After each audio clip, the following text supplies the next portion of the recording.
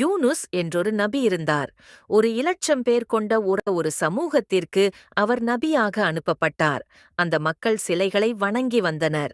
யூனுஸ் நபி சிலை வணக்கம் கூடாது, அல்லாஹ் ஒருவனை மட்டுமே வணங்க வேண்டும் என்று போதித்தார். அந்த மக்கள் நபியின் போதனையை ஏற்கவில்லை. எனவே உங்களுக்கு அழிவு வரும் என்று எச்சரித்துவிட்டு ஊரை விட்டும் யூனுஸ் நபி வெளியேறிவிட்டார். ஒரு நபி தனது ஊரை விட்டும் வெளியேறுவதென்றால் அல்லாஹ்வின் கட்டளை வரவேண்டும். யூனுஸ் நபி தனது சுய முடிவில் சென்றார். ஒரு கப்பல் இருந்தது.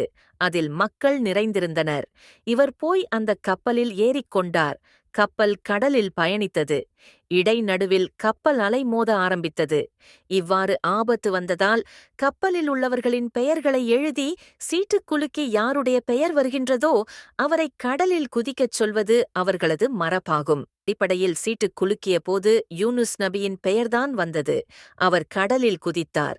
அப்போதுதான் அந்த அதிசயம் நிகழ்ந்தது. மிக பிரம்மாண்டமான ஒரு மீன் யூனுஸ் நபியை விழுங்கிக் கொண்டது. யூனுஸ் நபி மீனின் வயிற்றுக்குள் சென்றார். தான் சோதிக்கப்படுவதை அறிந்தும் கொண்டார். அவர் மீன் வயிற்றில் இருந்து கொண்டு, لا إله إلا أنت سبحانك إني كنت من الظالمين. உன்னைத் தவிர வணக்கத்திற்குரியவன் யாரும் இல்லை. நீ தூய்மையானவன்.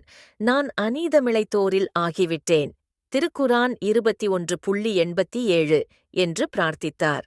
அல்லாஹ் அவரது பிரார்த்தனையை அங்கீகரித்தான். மீன் அவரை கரையில் துப்பியது. அவர் கடற்கரையில் பலவீனமான நிலையில் இருக்கும்போது அல்லாஹ் சுரைக்காய் கொடியை வளரச் செய்து அவருக்கு நிழல் கொடுத்தான். யூனுஸ் நபியின் மக்கள் வேதனையின் அடையாளத்தைக் கண்டு அல்லாஹ்விடம் மன்னிப்புக் கேட்டனர்.